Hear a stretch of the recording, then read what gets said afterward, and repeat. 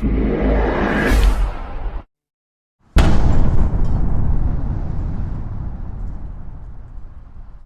the growth focus is to attain, in order to attain the growth, we wanted to undertake public expenditure in building infrastructure for a modern India, 21st century India, and an India which is going towards India at 100. So there was a philosophy or a guiding principle of PM Gati Shakti, which was put in as one of the ways in which the infrastructure spending from the public hands would be guided. That guidance which comes from the PM Gati Shakti was essentially because we needed to bring in greater synergy. We wanted to bring in greater complementarity between the various infrastructure spending that we are undertaking, because it's not to say that infrastructure spending has never happened in this country. It has happened. But what we find over the decades, that each project by itself, standalone in its nature, hadn't given the benefit or the multiplier which such an investment should have given us. So you brought in a manufacturing zone, or you built a road somewhere, a highway somewhere, but unfortunately the synergy which had to come through hadn't come through, or partly came through, but actually maximization was not possible.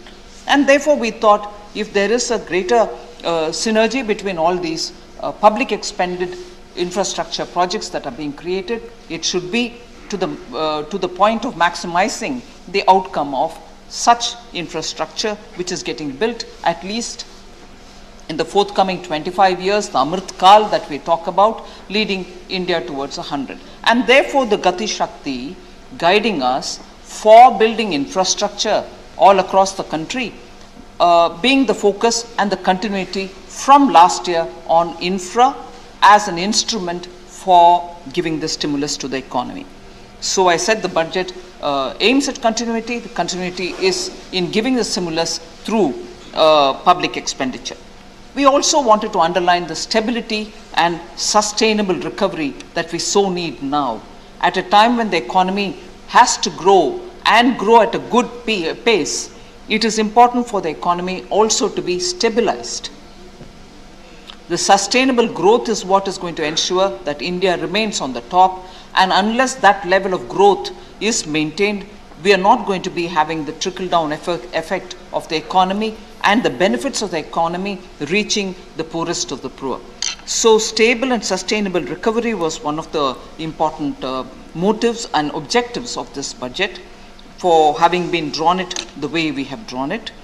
Policy prescription for it had already been given in the last budget. Again, the continuity principle guides us even in that, so that disinvestment or privatization or ease of doing business, and also adapting technology in all our fields of governance, whether it is digital, getting good access to the remote areas, whether it is digital related to financial inclusion, whether it is digital inclusion for the sake of medical and health facilities, and digital for also education.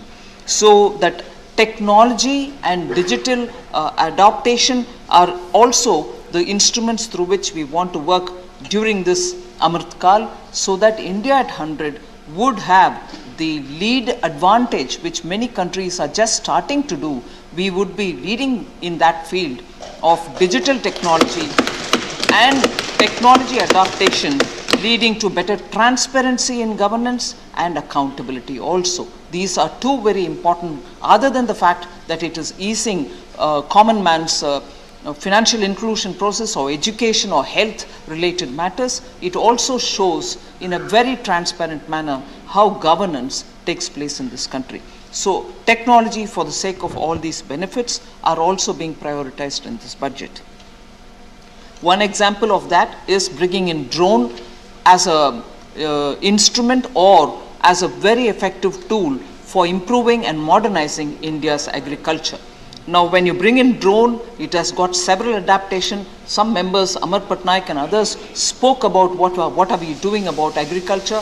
By bringing in drone, we are able to bring in efficiencies in the use of fertilizers, in the use of pesticides, and also making a good technology driven assessment of the crop density, and also possibly predicting the output, the size of the output, also to get the contours of the field and so on.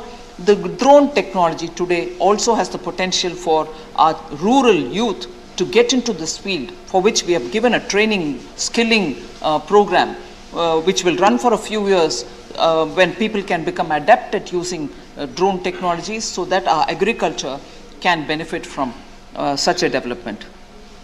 Startups are being encouraged. We saw that nowhere else in the globe, the robust way in which startups are coming out in this country. We nearly 45 of them have now come between 2021 as unicorns. They've benefited because access to funds are made easy in India. India's own funds, PE funds and VCs, are now able to support them, and therefore a lot of youth who believe in innovation, who have ideas, who can create employment, who are able to give instance to